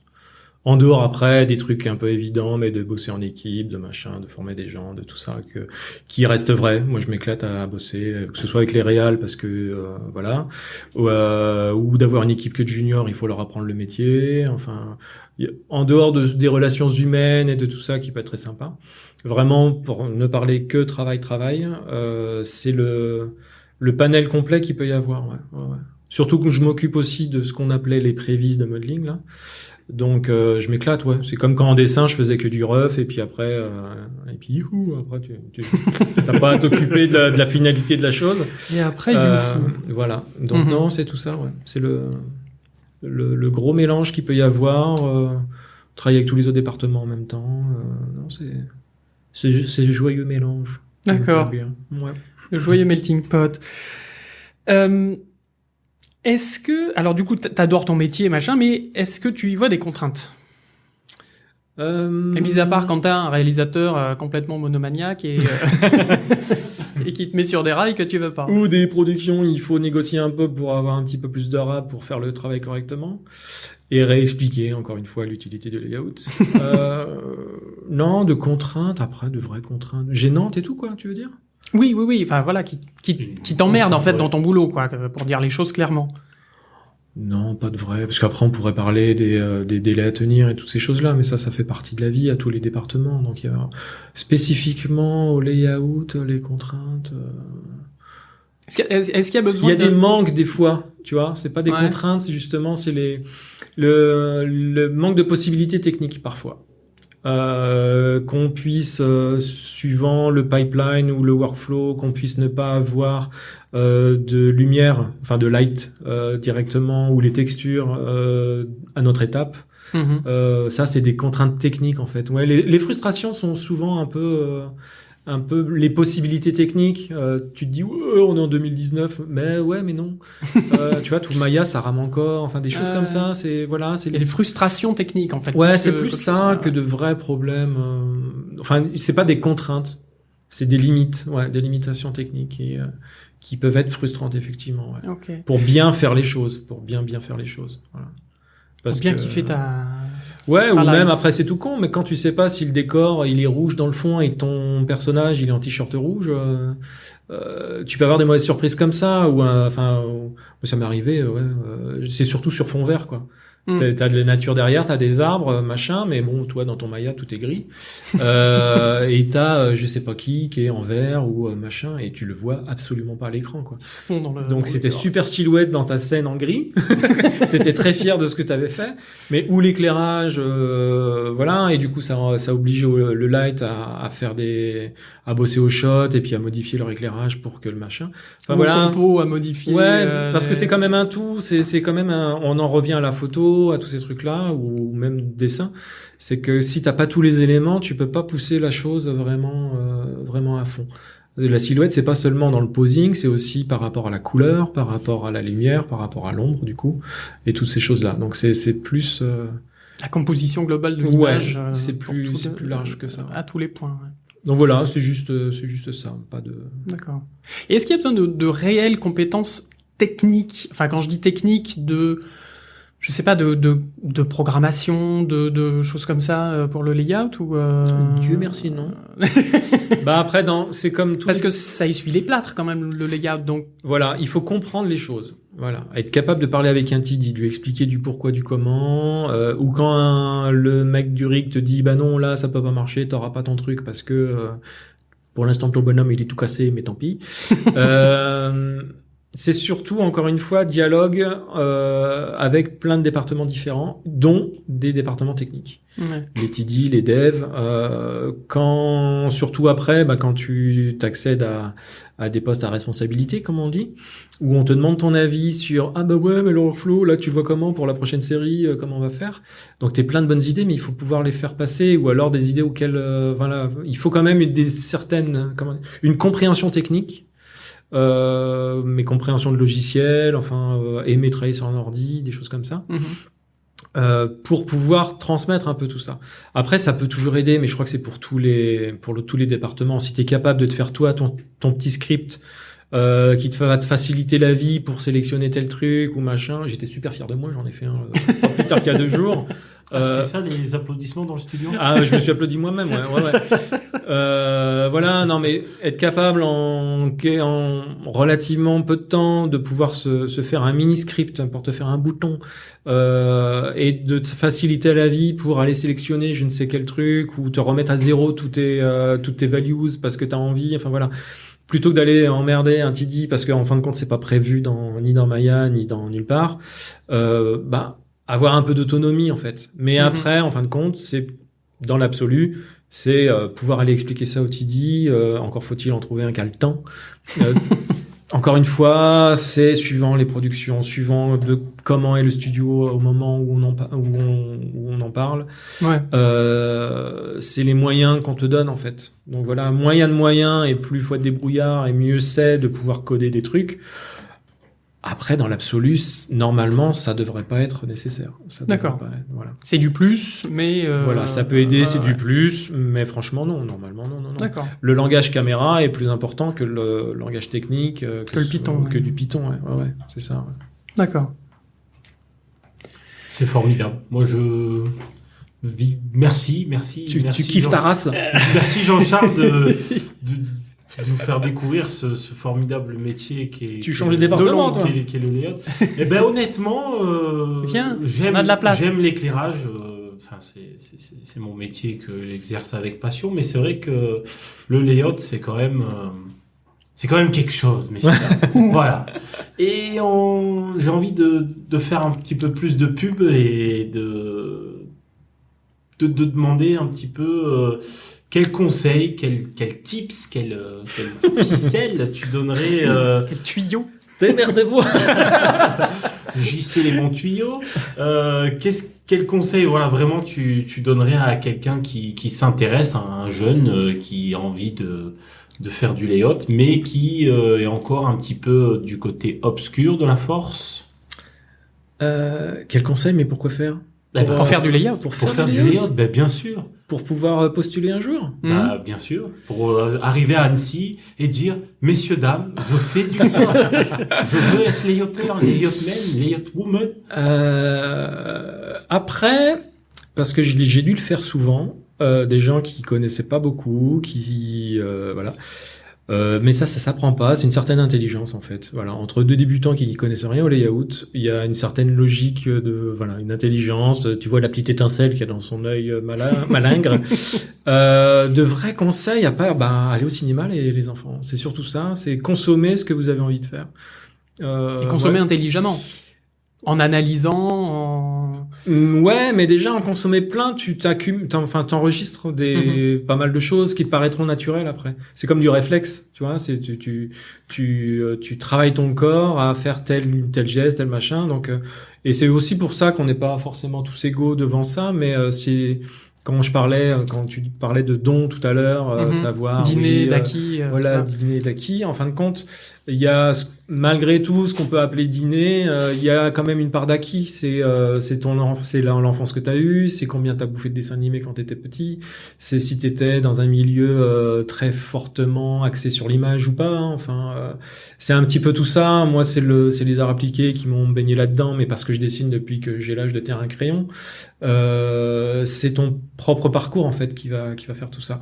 Après, c'est consommer, c'est du cinéma, c'est du film d'animation, c'est du dessin animé, c'est pas que du cinéma, c'est pas que du film en 3D, c'est aussi de l'animation traditionnelle, c'est aussi des vieux films, parce que les moyens étaient un peu moindres et il fallait être beaucoup plus efficace avec des petites astuces et des bouts de ficelle.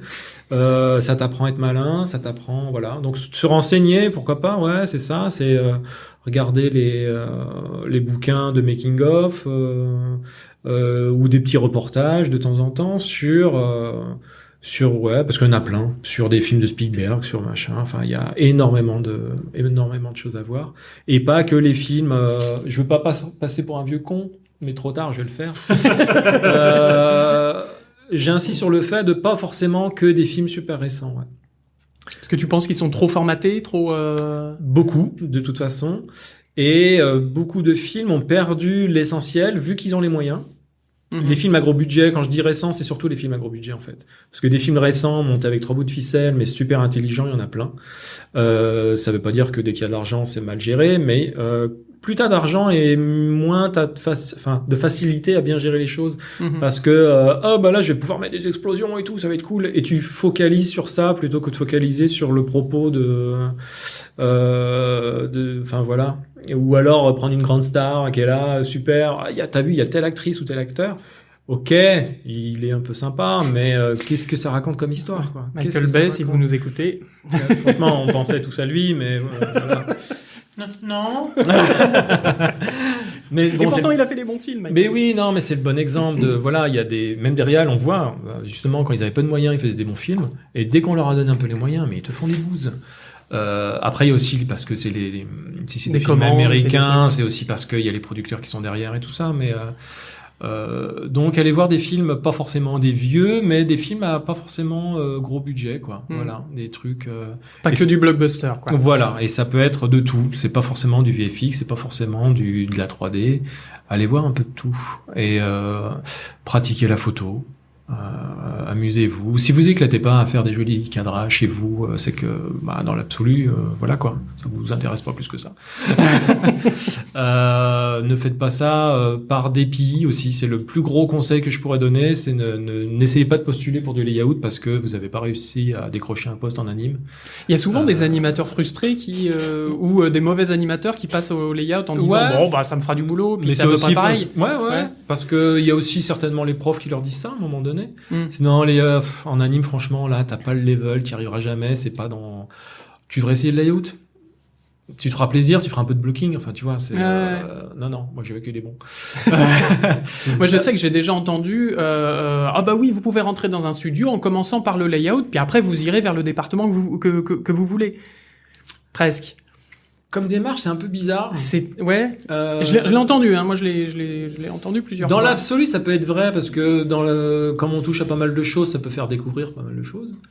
Mais encore une fois, faire ça par dépit ou par porte d'entrée, c'est un peu... Si vous voulez être réel, oui, commencez par du layout ou du storyboard ou des choses comme ça et vous allez apprendre des choses. Ça va vous servir pour plus tard. Mais il faudra en faire quand même pas mal. Si vous êtes mauvais quelque part, vous voulez faire le layout, vous resterez mauvais toujours dans cette branche-là, donc vous serez malheureux toute votre vie. Alors même si dans l'absolu, éventuellement on peut tomber sur quelqu'un qui serait quand même très bon layouteur, s'il est pas là parce qu'il a envie, faut s'en aller. Enfin, faut pas rester là, monsieur. Parce que tu vas être malheureux toute ta vie. C'est comme un banquier qui peut être très bon, mais c'est pas ça qu'il voulait faire. Il voulait faire acteur. J'aurais voulu être un artiste. Mais non, mais on en revient toujours à ça. Oui, bien sûr. Ne jamais choisir une branche, quelle qu'elle soit, que ce soit layout ou autre, par dépit, parce que en fin de compte, c'est comme les parents qui disaient à leurs gamins, toi qui aimes les jeux vidéo, t'as qu'à faire de la 3D. Maintenant, le métier est devenu, moi j'ai connu la phase où c'est un métier très rare, il fallait batailler pour pouvoir le faire, que ce soit en 2D ou en 3D. Les mecs étaient là, c'est qu'ils en voulaient, quoi. Et c'est devenu où, avec toutes les écoles privées qui se sont ouvertes et tout, c'est devenu une zone de garage comme c'était coiffeuse à une certaine époque. Je sais que j'aime les coiffeuses. Mais voilà, c'est devenu, les parents qui ont un peu de thunes, ils mettent leur gamin là-dedans en disant, toi t'aimes les jeux vidéo parce que t'aimes rien faire de toute façon, peut-être que si je te mets dans une école 3D, tu vas trouver un point d'intérêt à quelque chose. Si le mec c'est un branleur, c'est un branleur. C'est pas parce que ce sera dans la 3D qu'il va... ça reste... Il faut bosser, quoi. Il faut bosser malgré tout. Il va mal branler dans la 3D. Ouais, c'est ça. On peut générer des carrières comme ça au bout d'un moment, mais c'est pas un minimum... C'est des métiers un peu passion, quand même, malgré tout. Faut pas se voiler la face, hein. C'est quand même... Il faut. Ça demande de la...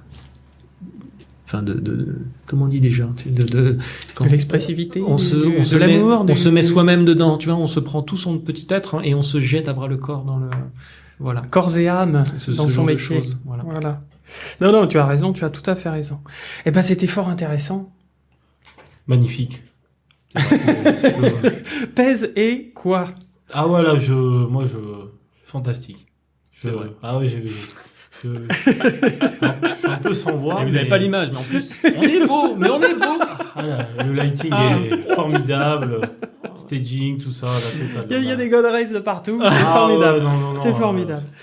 Est-ce qu'on peut voir ton boulot quelque part, Jean-Charles? Allez, balance là, t'as bossé sur quoi? Vas-y, c'est ton moment publicité. Oh là, mais ça fait bien longtemps que je n'ai plus rien de... Vu que je suis... Tu vas connaître ça bientôt, mon grand. Oui. Vu que je suis service à moi depuis des années maintenant. Oui, c'est lui le plus grand. Non, après, si on googleise mon nom, là, comme on dit, on va trouver sur des trucs, mais des trucs un peu anciens. Des vieux dessins, des trucs qui traînent, des photos, enfin voilà. Mais je crois que j'ai plus de site de toute façon, c'est fini. D'accord. Non. Et puis, voilà, à partir du moment où tu commences à superviser, t'as plus rien à montrer, t'as plus de bande démo, t'as plus rien. Après, c'est sur le CV, tu dis voilà, j'ai encadré des équipes de 12 pendant telle année sur telle production. Et encore une fois, vu que c'est un métier de l'ombre après il y a plus rien à l'écran. Enfin, tu vois, À moins le mec, il était super. Même les layouteurs eux-mêmes qui font vraiment le travail, qui supervisent pas. En 2D, c'était déjà ça. Une fois que les shots étaient partis en Chine pour être animés, on fait comment pour récupérer notre travail? Quand t'es pris dans le truc, tu te dis pas, tiens, je vais aller photocopier ce machin parce que j'aime bien mon dessin, je vais aller le photocopier comme ça sera pour mon book. Non, tu t'y penses pas parce que t'es dans le feu du travail. Et puis, ben après, c'est parti en Chine, c'est trop tard. Ils vont être brûlés tes trucs. Donc ça n'existe plus. Enfin, c'est un métier où faut pas avoir trop de comment dire de vouloir se mettre un peu en avant ou d'orgueil personnel parce que de toute façon ça va partir à la poubelle ce que tu fais. Enfin même non, si pas toi les cadrages. Non, mais les même caméras si... et tout ça, ça enfin, reste quand même. Enfin... C'est pas quelque chose, ouais, mais il y a un joli cadrage et tout ça, mais c'est pas ce que les spectateurs vont vont les gens remarquer, vont vraiment regarder. Quand tu regardes même en prise de vue réelle, tu regardes le jeu de l'acteur, le machin, tu dis pas tiens, oh putain, il était super bien cadré, Jean Reno, tu vois. Donc oui, c'est comme le montage, c'est un petit peu délicat, c'est des notions qui sont un petit peu plus poussées, enfin voilà. Ou même ne serait-ce que photo, tu dis la photo elle est belle, mais tu pars sur plein de choses. Tu sais pas pourquoi tu la trouves belle, tu vas pas dire oh ouais c'est vrai que le nombre d'or a été respecté ou c'est parce que ma ligne d'horizon est dans le premier tiers inférieur que du coup ce cadrage est magnifique. Enfin t'as pas la réflexion, t'as pas ce type de réflexion. Voilà. Donc mon travail en ligne, à part les vieux machins qui traînent en googlant mon nom, y a plus rien. Non, y a plus rien. Après, on peut. Et regarder. On peut regarder si ça intéresse, un petit dessin animé qui est sympa, qui date de quelques années maintenant, une petite série dessin animé pas trop connu là, Oggy, les cafards. J'ai fait du décor, c'était même pas du layout, j'ai fait du décor. Ça fait partie de ton travail. Il doit y avoir un épisode de Petit œuf. J'ai donné un coup de main à un moment donné. Bah ouais. Lucky Luke, Tous à l'Ouest, le long métrage. Ouais. Le long métrage qui est connu de personne. Je te jure. Je suis tombé sur des fans absolus. Je savais même pas que ça existait. C'est Les Enfants de la pluie. Un long métrage qui a été fait ici, monsieur. Design de Philippe Casa, dessinateur SF des années 70. Voilà. Après, des tonnes de séries. Des tonnes de séries. Des tonnes de séries et des tonnes de séries. Angry Bird tout de même. Ah bah voilà. Monsieur a travaillé sur Angry Bird. Si on veut du connu, il y a Angry Bird. Quand même. Mais la série, pas les films. Les films aussi. Les deux séries. Série Angry Bird en 2D. Et Stella, c'était la Angry Bird pour filles, qui était en 3D. Et j'étais le chef des props, figure-toi. Chef des props. Ouais, vu qu'ils ont pas de bras, ils ont pas de mains, ils ont pas de bras, tu sais pas ce qu'ils font, ces oiseaux. Donc, ils ont tout le temps besoin d'accessoires, ils ont tout le temps besoin d'un truc pour montrer ce qu'ils font. Et il y avait un département spécial props. Vraiment création accessoires, et du coup 2D, 3D, machin, et tout ça. C'est assez rigolo. Et j'en suis venu, encore une fois, mais je pense que c'est parce que des formations professionnelles, où les débriefs avec les réals et tout, c'est moi qui les faisais, quoi.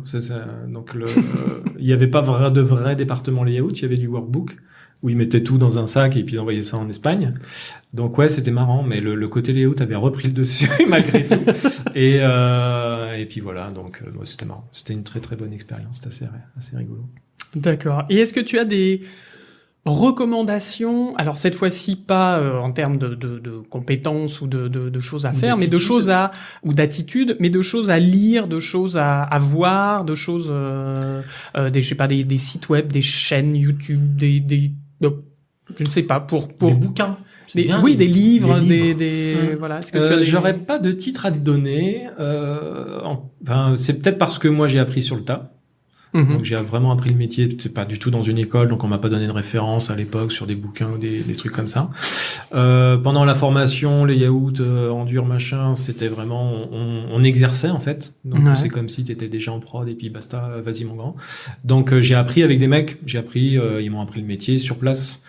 Les bouquins, j'en ai zéro, j'ai jamais mis le nez dans un bouquin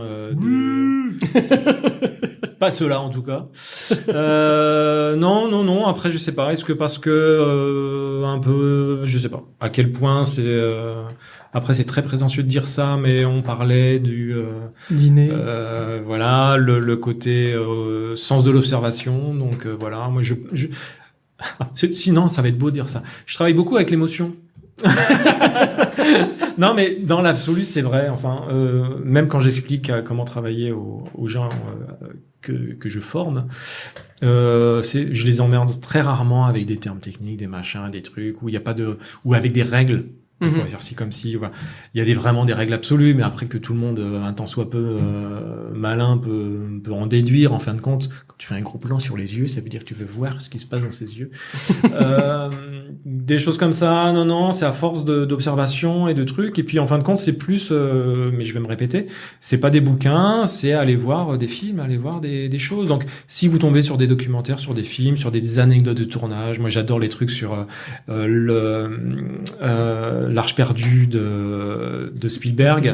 Quand tu sais que les ombres sur le mur, c'est pas la vraie arche qui porte parce que c'était pas assez lisible, mais c'est juste une plaque de bois découpée et les mecs tiennent ça ou c'est pas du tout. Enfin voilà, c'est juste pour faire silhouette. Ils ont projeté une silhouette de l'arche avec les deux acteurs qui se tenaient, mais d'une façon complètement incongrue, juste pour qu'on comprenne, en fin de compte, sur l'ombre, que ouais, on voit bien leurs deux bras, on voit bien les deux manches de l'arche de chaque côté, et on sait ce qui se passe. Ils ont fait des tests, ils ont essayé avec l'arche, ils passaient sur le truc, ça rendait rien. Ils avaient beau essayer d'éclairer dans tous les sens, c'était pas lisible. Donc voilà, allez regarder tous ces trucs-là, les anecdotes, la scène de la cuisine dans Jurassic Park, c'est une anthologie, c'est incroyable. On n'est jamais perdu. Voilà, allez voir des films, un film comme Drive, par exemple, où c'est une leçon de mise en scène et de cadrage qui est incroyable. Voilà, renseignez-vous faites-vous plaisir en fait. Après des bouquins, il en existe, mais je connais pas du tout leur qualité. Si ça a du sens ou pas, si c'est un peu rébarbatif ou pas. J'ai aucun conseil où moi j'ai déjà testé les trucs quoi. Donc, d'accord. Voilà. Après ça coûte rien d'aller regarder fouiller dans des bouquins, même aller à la bibliothèque si vous voulez pas l'acheter le bouquin de suite. Regardez si ça vous parle. Enfin commencez à lire un petit peu, si vous comprenez ce qu'il raconte le mec, c'est déjà pas mal. Et d'accord. puis voilà, ne serait-ce que pour digérer tous les termes un peu techniques de mouvement, de déplacement, la différence entre un pan et un truck, entre un zoom et un dolly, enfin tous ces trucs-là. Plongée contre plongée, à quoi ça sert, voilà, etc. Toutes ces petites choses qui sont un peu bêtes, mais normalement on devrait l'apprendre déjà à l'école de base. Il y a une partie qui de toute façon est innée pour tout le monde. Il n'y a pas de voilà. Oui, on est baigné d'images, donc forcément. Avec les portables, on fait des photos tout le temps, des selfies, des machins. Et ben, si on se photographie vu du dessus plutôt que vu d'en dessous, il y a des raisons. Posez-vous les questions. Et puis voilà, ça donne des impressions différentes, des sentiments différents. Voilà. Mais après, techniquement, oui, bon, il y a des bouquins, la réalisation, parce que c'est pas forcément des bouquins sur le layout, de toute façon, ça n'existe pas. Enfin, ça n'existe pas, c'est un peu compliqué à trouver. Mais bouquins sur la réalisation, sur la mise en scène, des choses comme ça. Storytelling, ce genre de choses. Ouais. Bon, bah, on mettra de toute façon quelques références. Moi, j'en ai quelques-uns sous le coude aussi. Ouais. Donc, de toute façon, on vous mettra quelques références sur les notes de l'émission. Eh ben, en tout cas... Du coup, j'irai voir. Je te filerai les rêves. Ouais, on sait jamais. Peut-être qu'il y a des bouquins intéressants. Il a attendu cette émission depuis des années. Pour enfin comprendre ce que je fais, quoi. Pour avoir des liens pour acheter des bouquins sur son travail. C'est quand même fantastique. Et d'ailleurs, juste avant de clôturer cette émission, c'est devenu une petite tradition là depuis l'émission précédente avec Guillaume. Ah, on m'avait mis au courant, mince, j'ai pas réfléchi. Non, tu seras pas. Non, donc n'aie pas peur. C'est le mot de la fin. Le petit mot de la fin, c'est oui, ça, bien sûr. C'est ça. Et le petit mot de la fin, c'est surtout. Et j'ai pas réfléchi. Non, t'inquiète pas. Ça, c'est. Là, c'est surtout, on a envie de savoir une petite anecdote, un souvenir, quelque chose durant ta carrière qui t'a marqué. Pas un truc avec mes parents et tout ça. Non, vraiment professionnel, voilà, avec que ça soit. Quelle horreur. On m'avait dit, c'est la fin de l'émission. Dans les graviers. Eh ben non, à chaque émission, on part dans les graviers. Il faut que tu nous parles du tonton qui te faisait sauter sur tes genoux. Donc une anecdote de montre de. Voilà, que ce soit une bonne. Tu veux ou mauvaise, du cocasse, tu veux du triste, tu veux du cocasse. On va essayer de terminer sur quelque chose cocasse. de... Ouais. ou de l'émotionnel. Moi, Toi qui travailles avec l'émotion. le coup du calendrier tout à l'heure. Mais oui, j'en ai déjà donné des anecdotes. Ouais, mais vraiment celle. Où le mec il bouge le monde au lieu de bouger la caméra, c'était quand même pas mal. Aussi. Voilà, enfin, je pense à Guillaume à l'émission précédente qui nous a parlé de son. C'était quoi déjà de son souvenir de sa rencontre avec Glenn. Avec Glenn Keane. Avec Glenn Keane. Ah oui. Donc nous, voilà. Moi aussi, je l'ai rencontré, je te ferai dire. Et c'est vrai qu'il est sympa, ce salaud. En plus. Ouais, non, c'est vrai qu'il est super sympa. Ah, vache. Ouais. Anecdote. Oh, ma mince, à brûle pour point. Faudra couper tous les blancs, là. Non. Ouais. Écoute, réfléchis-y pendant quelques enfin pas des annonces, mais en tout cas voilà, vous dire Des âneries. Des âneries, oui, non, mais ça j'en fais suffisamment. Non, que vous pouvez donc nous retrouver sur Spotify, Apple Podcast, Google Podcast, Deezer, c'est encore compliqué. Et au bout du 4e mail, ils n'ont toujours pas compris ce que c'était, mais on va y arriver. C'est en anglais, c'est ça? Hein? C'est en anglais, c'est ça? Oui, oui, moi je comprends rien. Non, voilà. Sinon, si vous voulez nous poser des questions, réagir aux émissions, partager, etc. Alors, vous avez le mail cgypodcast@gmail.com. Vous avez Twitter aussi @cgypodcast. On a une page Facebook. On aura peut-être quelques petites surprises par rapport. Je vous en dirai plus à la prochaine émission. Oui. Des petites choses pour faire un petit peu plus de pub autour de vous. Mais cela étant dit, donc n'hésitez pas à répondre, comme j'aime à le dire, la bonne parole et à si vous aimez ce podcast, à en parler autour de vous, à vos Et si travailleurs. on trouve que c'est nul, on le dit aussi aux gens de notre famille et tout ça ou pas? L'émission s'est bien passée, Jean-Charles. On va quand même finir sur une bonne note. Ouais, voilà, on est muselé. On ne peut plus rien dire, monsieur. Non, voilà. N'hésitez pas à réagir. On est ouvert à toutes les questions et toutes les propositions, les recommandations et tout ça. Professionnel, on est d'accord par rapport au podcast. Je vois Jean-Charles qui commence à dodeliner. Ça repart dans les graviers, c'est la fin de l'émission. On attend toujours ton anecdote. Bref, voilà, j'essaie de meubler en attendant que monsieur essaie de trouver soit un mot de la fin, soit une anecdote. Je réfléchis même pas. En plus, il réfléchit pas, il ricane bêtement. Bon, on est bien pareil. Bon, en tout cas, voilà, merci de nous avoir suivis. Jean-Charles, donc, vas-y, le mot de la fin, l'anecdote de la fin. Alors, non, mais vous m'avez mis sur la piste là avec Glenn Keane, tout ça, Guillaume. C'est pas une anecdote, c'est plus une satisfaction professionnelle en fait. Depuis que je suis dans ce milieu-là, mais depuis mon passage en 3D là, et que je suis dans cette société actuelle, c'est justement tous ceux qu'on a recrutés, tous ceux qui ont démarré de rien, tous ceux avec qui on a démarré les premières séries qu'on a travaillées ici, on en a embauché des tonnes qui étaient mais vraiment des tout petits bébés qui sortaient de l'école, des machins, c'était super. Et c'était justement la transmission de ce savoir, si on peut dire, et de voir comment ça fonctionne, et ceux qui se sont passionnés pour ce métier-là, certains que je nommerai pas, mais qui sont devenus un petit peu chefs de leur production maintenant. Je ne vois pas de qui tu parles. Et puis voilà, enfin non, c'est ce plaisir-là, ouais, qui peut. C'est pas du tout une anecdote, mais c'est quelque chose qui est assez cher à mon petit cœur, parce qu'encore une fois, c'est pas un métier qui est forcément bien un et de voir qu'il y ait des gens intelligents qui peuvent se passionner pour ce truc-là. Non, c'est cool, et d'avoir la chance de pouvoir les accompagner sur un petit bout de chemin, et même tous ceux qu'on n'a pas pu garder parce que pas assez de boulot ou qui ont pu bouger et tout ça. Et t'as des petites nouvelles Facebook machin ou LinkedIn, Félicité machin qui travaillent toujours en layout sur une autre production et tout. C'est chouette, ouais, c'est chouette. Et même ceux qui ont changé de département mais qui ont appris quand même à travailler avec moi et où tu t'aperçois qu'ils ont quand même encore cette façon de faire. Enfin, tu vois, ce que tu leur as inculqué, ce que tu as pu apprendre et tout. Ils ont pas tout gardé, mais ils en ont pris une petite part qui s'approprient, et ils sont chefs de leur équipe, mais même dans un autre département, ou dans une autre boîte, tu vois, et savoir que ça continue, je trouve ça cool, ouais. T'as fait passer le flambeau. Ouais, comme moi, je suis content de continuer à bosser de temps en temps avec ceux qui m'ont formé à l'époque, les vieux mecs de la 2D là, tu vois, et qui et que je recroise encore, et qui même eux aussi ont fait la transition 3D, qui se retrouvent à superviser des équipes d'anime ici.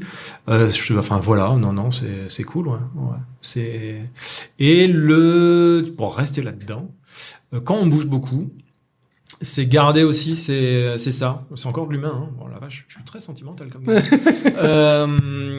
Garder tous ces contacts, tu vois, de différents groupes, de différentes boîtes, que ce soit 2D ou 3D, que ce soit tel pays ou un autre. Et tu vois, c'est des expériences comme ça. Après, c'est pas des gens que tu vois tous les jours, ou même pas une fois par an, mais t'as des nouvelles, t'as des contacts, ou quand tu retournes là-bas, enfin voilà, c'est assez sympa. Mais ça, c'est pas lié à mon seul métier, mais au milieu de l'animation en général. Et ça reste un petit milieu, et c'est quand même super sympa. C'est très très bien. Au détour d'un stand à Annecy ou quoi que ce soit, tu retombes sur un mec que t'as pas vu depuis 15 ans. Enfin, c'est assez marrant, ouais. C'est très très sympa. D'accord. Voilà. Eh ben merci. Tu vas me faire chialer, putain. Ou des anciens C'était bien élèves. émotionnel. Voilà, allez, bonsoir. Merci de nous avoir suivis. Bon, bah en tout cas, oui, merci Jean-Charles. Merci Ouais, pour super. cette longue interview, mais très, bien parce très que c'est vous, hein. intéressante. Oui, on t'en remercie Ça a été énormément. long, très long. C'était d'une durée honorable, mais nous n'avons pas vu le temps passer. Et puis merci Pez. Merci le doc. Et merci aux auditeurs de nous avoir écoutés. Et on vous retrouve à la prochaine émission. Qui normalement devrait être réellement Non. surf texturing. Bien entendu. On attend ça avec impatience. Merci en Au tout revoir. cas. Merci À tout le bientôt à monde. tous. À bientôt. Ciao.